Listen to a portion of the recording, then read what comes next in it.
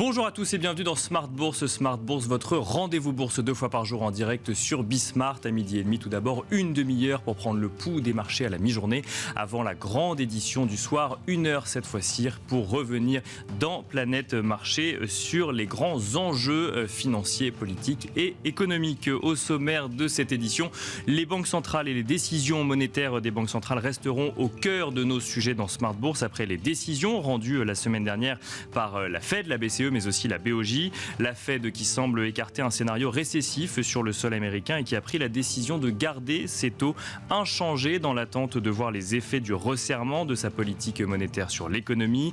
La BCE qui, de son côté, continue sur sa lancée et qui a annoncé en fin de semaine dernière une 8e hausse de 25 points de base avec potentiellement une nouvelle hausse de taux à prévoir en juillet. La BCE qui revoit à la hausse ses prévisions d'inflation et à la baisse ses prévisions de croissance pour la zone euro. Nous tirerons ensemble un bilan de la semaine écoulée qui a également vu la BOJ, la Bank of Japan, maintenir sa politique monétaire inchangée également, alors que cette semaine, les décisions de politique monétaire de la Banque d'Angleterre, mais aussi de la Banque nationale suisse sont attendues. Nous reviendrons également dans Smart Bourse toujours sur les perspectives de croissance chinoise, alors que Goldman Sachs a à son tour abaissé ses prévisions de croissance pour la Chine en 2023.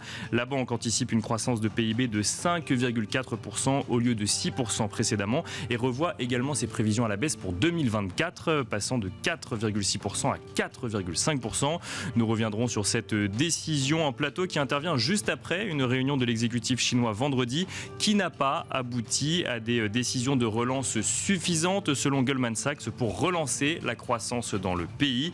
Une prévision qui fait écho à celle d'UBS mais aussi celle de Bank of America ou encore celle de Nomura qui déplore toute la faiblesse des indicateurs économique en Chine, mais aussi la tiède réaction des autorités chinoises. Et à noter également dans la séance boursière du jour que le titre Sartorius Stedim Biotech recule fortement depuis ce matin à la suite d'une révision à la baisse de ses prévisions financières pour 2023. La biotech anticipe en effet une demande plus faible que prévue au second semestre en lien notamment avec des stocks toujours conséquents chez les clients de l'industrie biopharmaceutique. La société qui rappelle cependant maintenir ses objectifs à moyen terme, anticipant un retour progressif à la normale de la demande. On se retrouve tout de suite sur le plateau de Smart Bourse.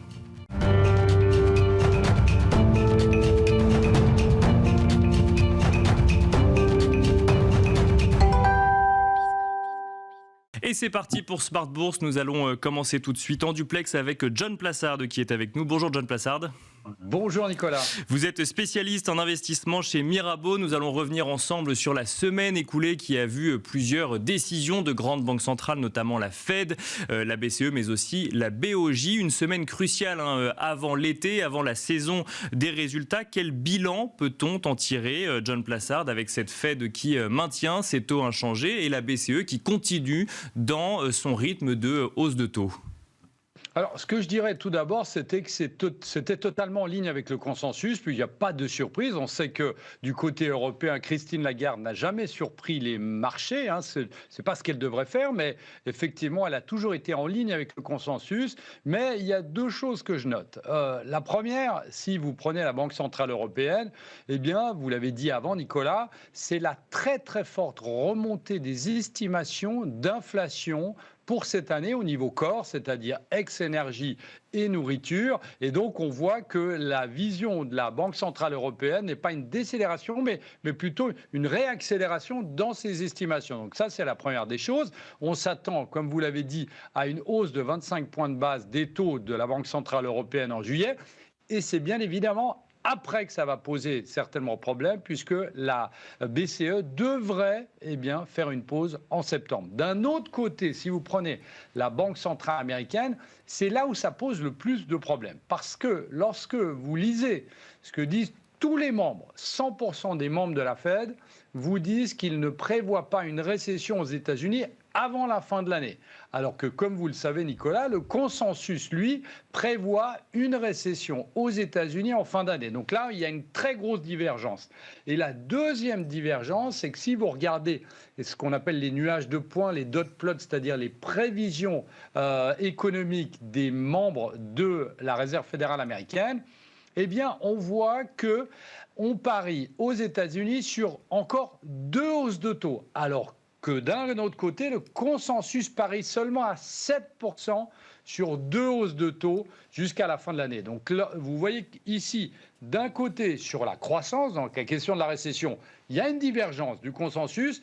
Et sur la question des hausses de taux, il y a aussi une très très nette divergence du consensus. Donc c'est là où ça pose problème parce qu'on sait, et l'histoire nous le raconte, l'histoire récente de l'année passée par exemple, que lorsque le consensus doit s'adapter aux banquiers centraux ou lorsque les banquiers centraux doivent s'adapter au consensus, eh bien, il y a toujours une période de volatilité, voire une période de baisse des marchés. Mais alors, est-ce qu'on a quelques éléments explicatifs, John Plassard, sur le fait que entre le consensus de marché et effectivement ce qu'ont pu nous dire les banquiers centraux, les scénarios ne soient pas les mêmes ? Écoutez, c'est une très bonne question parce que, vous savez, je regarde depuis août dernier, notamment très précisément ce que dit la Réserve fédérale américaine et surtout Jérôme Powell depuis le symposium de Jackson Hole qui était en fin août dernier. Et il a toujours eu un discours qui était assez agressif, hawkish dans ses hausses de taux.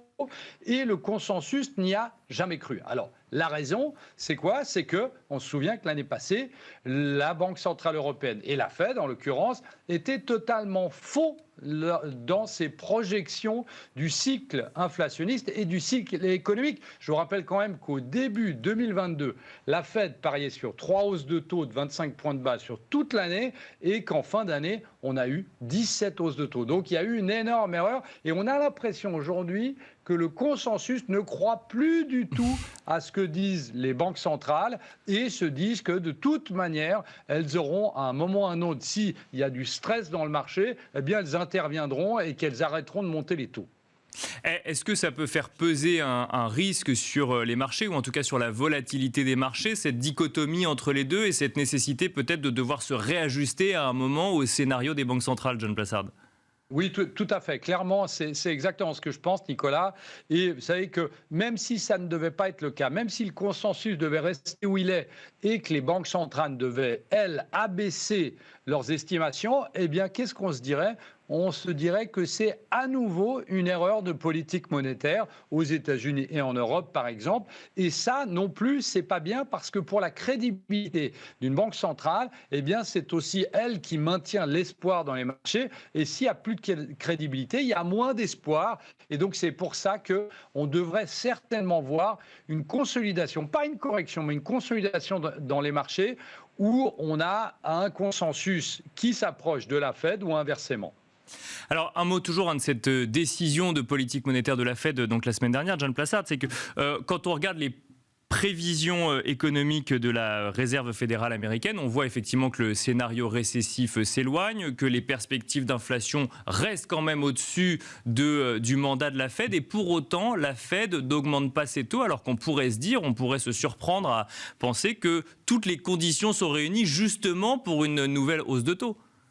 Oui, tout à fait, tout à fait. Bon, on voit quand même qu'il y a une décélération. Lorsque vous regardez les éléments du CPI, on voit qu'il y a une décélération, notamment dans le prix des loyers. Vous savez, c'est le plus gros composant de l'inflation CPI aux États-Unis. Aussi dans les voitures d'occasion, ça baisse. Aussi sur les prix de l'énergie. Mais je pense qu'il y a une autre raison dont on ne parle pas assez, c'est le fait que la Banque centrale américaine et potentiellement européenne se sont rendus compte qu'en montant à une telle vitesse les taux, et je vous rappelle que depuis 1980, la Fed n'avait jamais augmenté aussi rapidement ses taux sur une année, eh bien, il y a des problèmes secondaires.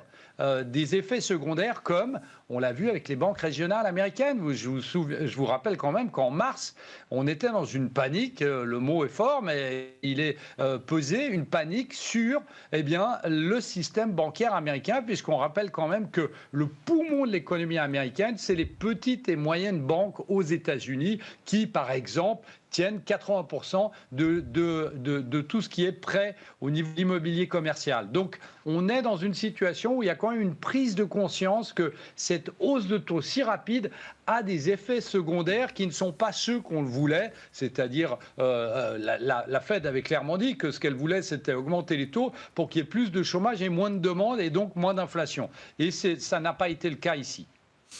Un mot à présent, toujours en lien avec les banques américaines, hein, John Plassard. Alors on a vu effectivement plusieurs grandes banques américaines abaisser leurs prévisions de croissance vis-à-vis de l'économie chinoise, que ce soit Bank of America notamment, mais aussi d'autres banques, hein, UBS ou Nomura, donc banque japonaise pour Nomura ou UBS, banque suisse. On voit Goldman Sachs à présent abaisser elle aussi sa prévision, un peu après tout le monde, mais sa prévision de croissance vis-à-vis de l'économie chinoise, avec peut-être cette question d'une attente un peu plus longue que les autres vis-à-vis d'une réaction de l'exécutif chinois. Que faut-il en penser, John Plassard ? Oui, clairement, c'est ça, parce qu'on attendait beaucoup de ce week-end. Il y avait des rumeurs dans le Financial Times comme quoi des nouvelles mesures de relance allaient être annoncées, ce qui n'a pas été le cas.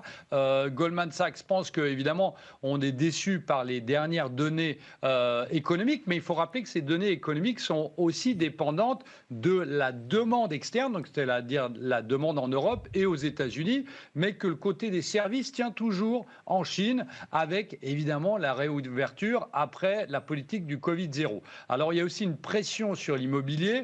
Maintenant, ils estiment que ce qui a été fait jusqu'alors et ce qui va être fait si on prend des prévisions là-dessus ne seront pas suffisants pour surmonter le plus gros problème. Ils l'appellent, eux, le plus gros problème auquel la Chine est confrontée, c'est l'affaiblissement du sentiment. C'est-à-dire que les gens n'ont plus confiance dans la Chine. Alors, il faut juste remettre l'église au milieu du village, Nicolas. Il faut rappeler ici qu'au début de l'année, le gouvernement chinois prévoyait 5% de croissance sur cette année. Et les gens se disaient, 5% c'est déjà assez élevé. Et vous aviez beaucoup de banques, dont celle que vous avez signalée, en plus de JP Morgan, qui avaient mis leur estimation beaucoup plus haute en imaginant que la réouverture de la Chine aurait un effet immédiat sur les marchés. Ce n'était pas le cas. À 5,4%, on est toujours au-dessus des 5% du gouvernement chinois, mais à plus long terme, je pense que c'est plutôt là où il y a un problème ou de point d'interrogation. Vous savez qu'il y a un gros problème dans la démographie, les tensions géopolitiques, notamment avec Taïwan, et puis avec les dettes des gouvernements locaux. Ça, c'est quelque chose à moyen, long terme. Mais sur le court terme, je ne suis pas choqué par ce qui se passe, parce que j'ai l'impression que, et on parlait avant du consensus, le consensus des banques était beaucoup trop haut par rapport aux estimations du gouvernement chinois. Avant que l'économie chinoise ne réouvre, on s'attendait à ce qu'elle vienne tirer la croissance mondiale comme une nouvelle locomotive. Et finalement, on se rend compte aujourd'hui que c'est plus compliqué que prévu pour l'année en cours. Oui, tout à fait. Et ce qui est aussi assez intéressant de noter, c'est que Goldman Sachs, qui vient de baisser ses estimations, avait sorti une note en mars en disant en fait que la zone euro pourrait ne pas rentrer en récession. On ne parle pas de cette récession technique dans laquelle nous sommes, mais en fin d'année, pourrait ne pas rentrer en récession grâce à la réouverture de la Chine. Alors, je suis sûr qu'ils vont baisser un peu leur estimation, toujours ne pas penser qu'il y a une récession, mais c'est dire l'importance qu'avait à leurs yeux, et qu'a à leurs yeux, j'imagine toujours, la réouverture de la Chine, mais c'est effectivement un peu décevant, et on sait très bien que les Chinois vont regarder à deux fois avant de sortir du pays, d'aller voyager à l'extérieur. Je vous rappelle quand même qu'en 2019, vous aviez 12 millions de Chinois qui sortaient du pays pour voyager en tant que touristes chaque mois. Ici, ça va être moins. Et je pense que c'est très bien que les banques et le consensus s'adaptent cette fois-ci aux prévisions du gouvernement chinois. Un mot des marchés à présent, John Plassard. Qu'en est-il de cette consolidation qu'attendent un certain nombre d'experts et d'analystes ? Et je l'attends aussi, d'ailleurs, Nicolas, qui ne vient pas aujourd'hui. Alors, si vous regardez, vous avez beaucoup de sentiments contrariants, et notamment les sentiments positifs. On voit qu'on est en extrême grid, c'est-à-dire les gens sont euphoriques d'une certaine manière sur les marchés. On voit que on a à vendredi, on a le meilleur démarrage du Nasdaq de l'histoire du Nasdaq. Donc on voit évidemment que ça fait suite à la baisse qu'on avait eue l'année passée, mais qu'il y a une certaine euphorie dans ce marché et qu'à un moment ou à un autre, il faudra qu'il y ait une consolidation. Alors, le problème, si vous voulez, si on prend les statistiques historiques, c'est que historiquement, si vous prenez le S&P 500 qui terminera logiquement la fin du premier semestre au-delà de 10%, si vous avez un S&P qui termine le premier semestre au-delà de 10%, historiquement, lors du deuxième semestre, eh bien, cet indice américain gagne au minimum 10%. Donc en fait, ça viendrait contrarier une nouvelle fois ceux qui attendent, comme moi, une consolidation des marchés dans les prochaines semaines. À suivre donc dans les prochaines semaines et prochains mois. Merci beaucoup John Plassard de nous avoir accompagnés à la mi-journée dans Smart Bourse. Je rappelle que vous êtes spécialiste en investissement chez Mirabeau. Et quant à nous, on se retrouve tout de suite dans la deuxième partie de Smart Bourse.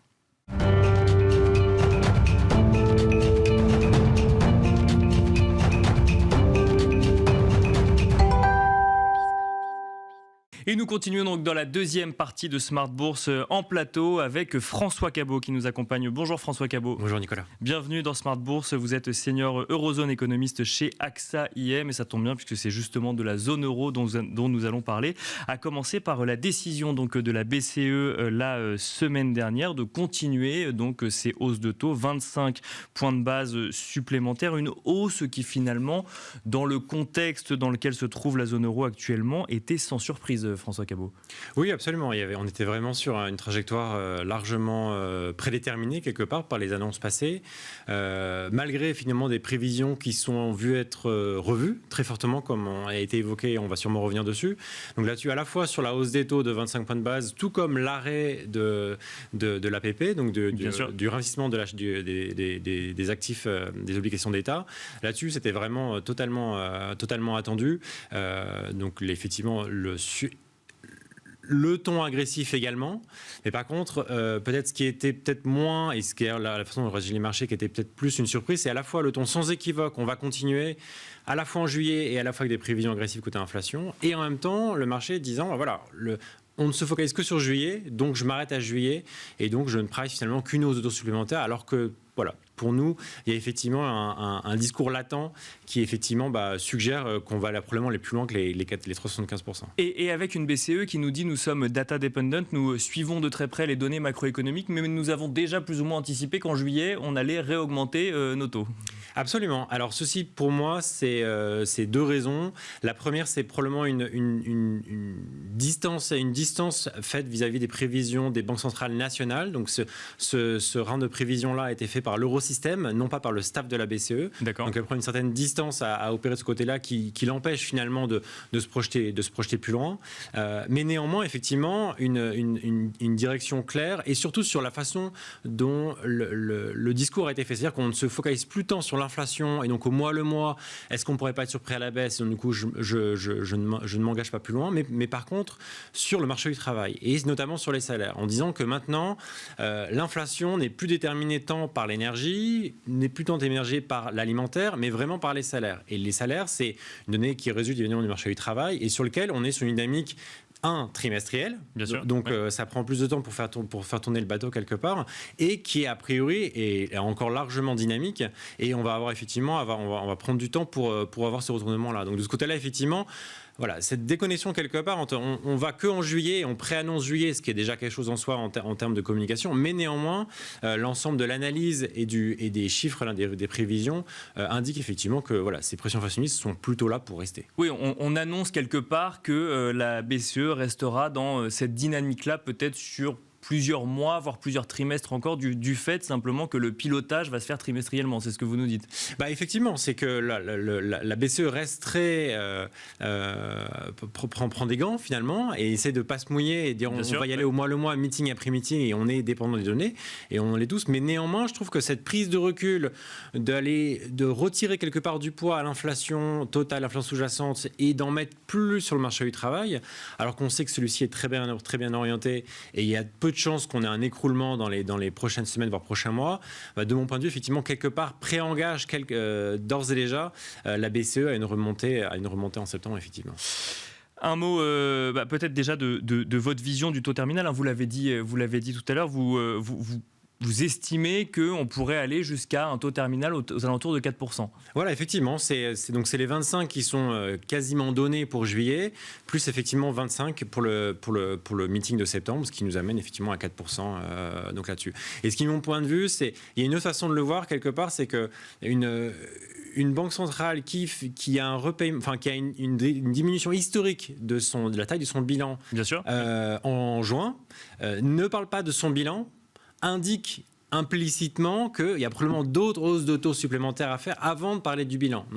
Donc pour moi, il y a aussi ce raisonnement un peu à l'envers, quelque part, de dire qu'il y a juillet quasi sûr, septembre, on est bien parti pour, et effectivement, septembre à décembre, on parle du bilan et on voit où est-ce qu'on atterrit après. Donc ça donne effectivement les 4 mois, sachant qu'ils ont un peu préannoncé que pour décembre, ils devaient annoncer comment est-ce qu'ils piloteraient à moyen terme leur bilan. Donc commencer à en parler dès septembre pour les 4 mois avant, je pense que tout ça paraît relativement cohérent dans l'environnement de données qu'on a aujourd'hui, effectivement. Dans une séquence de communication bien organisée. Alors parlons peut-être un petit peu des prévisions quand même de la BCE. Donc on s'attend à une inflation qui continue à progresser. En revanche, des prévisions de croissance qui sont revues à la baisse, au moins pour cette année 2023.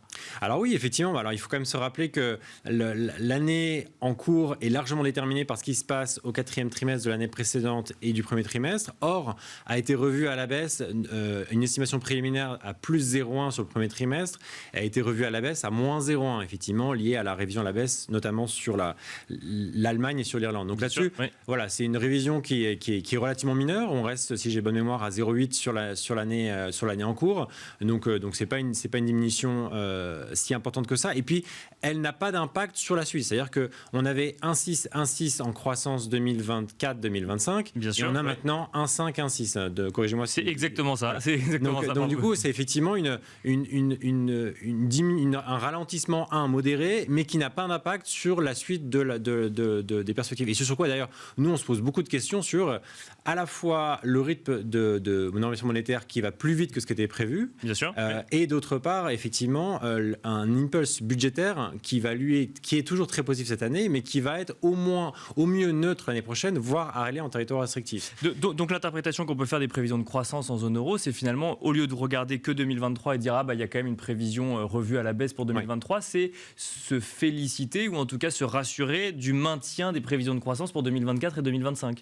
Alors peut-être, ou alors s'inquiéter de celles-ci ne sont-elles pas trop optimistes. D'accord. Et c'est peut-être là où je reviendrai sur ces éléments de prévision de l'eurosystème ou prévision de la BCE, où est-ce qu'il n'y a pas une distance à prendre par rapport à ces prévisions qui, voilà, je le disais à l'instant, des taux qui montent plus haut que ce qui était prévu il y a 3-6 mois, une politique budgétaire qui va de fait être relativement au moins normalisée, voire restrictive l'année prochaine.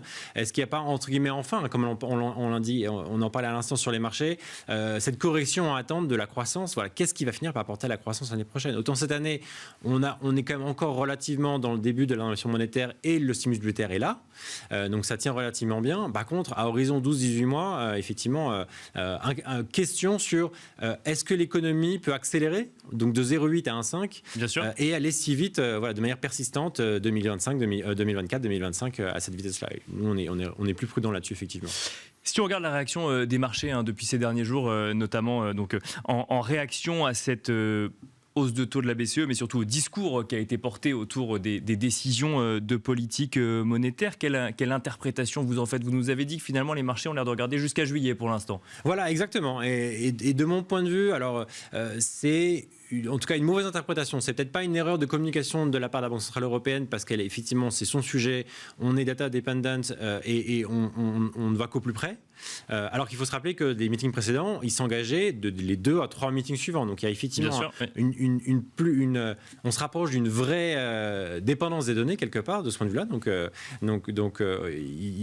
Ce qui est plutôt cohérent avec le discours. Mais par contre, effectivement, le sous-jacent de ce que nous raconte, on le disait à l'instant, les prévisions de croissance relativement optimistes et tout ça cohérent avec une inflation sous-jacente, non pas qui accélère évidemment, mais qui est revue à la hausse et qui une inflation totale qui est au-dessus de la cible à moyen terme, indique effectivement que si on se dit qu'il n'y a pas un crash imminent de l'économie de la zone euro, soit domestiquement, soit généré par ce qui se passe ailleurs, récession américaine ou récession chinoise, on est peut-être plus inquiet sur l'économie chinoise que l'économie américaine, mais bon, a priori, c'est compliqué de voir ça se matérialiser à court terme.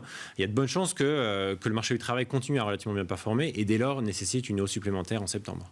Et donc voilà, ce discours sans équivoque à court terme, que le marché n'intègre pas plus loin que juillet, pour moi, une erreur. Et effectivement, il faut s'attendre effectivement à un réajustement à la hausse du taux terminal sur le marché court euro, oui. Une réaction plus logique aurait été une hausse des taux courts plus agressive sur les derniers jours. Exactement. Et en fait, c'est ce qui s'est passé dans la première partie du meeting. On était quasiment à 3,83, 3,85. Et au moment où elle a dit juillet, en fait, on est repassé en 3,75, 3,80. Et puis là, on se stabilise là. Donc effectivement, voilà, un petit événement de marché, mais qui, de notre point de vue, va devoir être corrigé avec des taux courts qui vont être amenés à être revus à la hausse. Comme d'ailleurs, on l'a vu, la crise bancaire, on a eu des grands ajustements et qui finalement, on s'est rajouté à 3,75. Là, pour l'instant, on reste là. Mais il y a de bonnes chances qu'effectivement, le momentum de l'économie de la zone euro et même mondiale indique qu'une hausse supplémentaire soit au moins justifiée. Et avec des marchés actions qui, eux, ont l'air d'avoir totalement intégré la nouvelle et pas de réaction particulièrement agressive dans un sens ou dans l'autre. Non, absolument. Je pense qu'ils sont largement guidés par les perspectives de croissance et que les perspectives de croissance ont plutôt tendance à être revus à la hausse, alors que les attentes de profit, eux, ont été revues à la baisse, mais n'ont pas rattrapé finalement cette prévision de croissance qui se tiennent mieux que prévu. Et là, je parle au-delà de la zone euro, sur les États-Unis notamment, où on passe finalement notre temps à décaler cette attente de récession. Bien sûr. Et donc, dès lors, en fait, il y a probablement une revision à la hausse des profits des entreprises, et donc du coup, qui soutient très certainement ce marché action qui reste dynamique et quasi insensible finalement à ce marché taux qui continue à être révisé à la hausse mois après mois. Pour finir, François Cabot, si on reste dans la séquence banque centrale, une nouvelle banque centrale va rendre sa décision de politique monétaire cette semaine sur le sol européen. Enfin, deux exactement. Il y aura la Banque nationale suisse, mais la Bank of England. À quoi peut-on s'attendre ? Y a-t-il des surprises à attendre cette semaine pour la Bank of England ? Alors, je pense qu'à l'image des décisions de la semaine passée, la décision qui est due donc de monter les taux de 25 points de base, je pense, est évidente. Donc, il n'y a pas trop d'inquiétude à avoir là-dessus. C'est plus, par contre, sur le message. Et là, pour le coup, le message, on est un peu à l'envers de ce qui se passe pour les autres banques centrales, quelque part, parce qu'il y a un peu plus de 100 points de base de hausse de taux de pricé pour la Banque d'Angleterre d'ici la fin de l'année. Donc, marché très agressif. Et donc, nous, effectivement, on attend cette hausse-là qui est donnée et une en août, mais on ne va pas au-delà, dans la mesure où l'économie britannique marche sur le fil d'ores et déjà de la récession et dans une situation vraiment compliquée, avec certains marchés de l'emploi très tendus, mais qui est plus lié effectivement à des raisons structurelles, mais qui ne donne pas lieu effectivement à une dynamique de croissance qui est amenée à accélérer comme on peut l'avoir notamment en zone euro ou qui défierait la récession. Donc de ce point de vue-là, effectivement, plutôt certes une communication agressive, bien sûr, plus de resserrement, mais pas aussi agressive et que ce que le marché peut d'ores et déjà anticiper. Et donc du coup, on s'attend à ce que celui-ci retrace quelque peu, rallie à la suite de sa décision qui malgré tout devrait indiquer des taux qui devraient continuer à monter.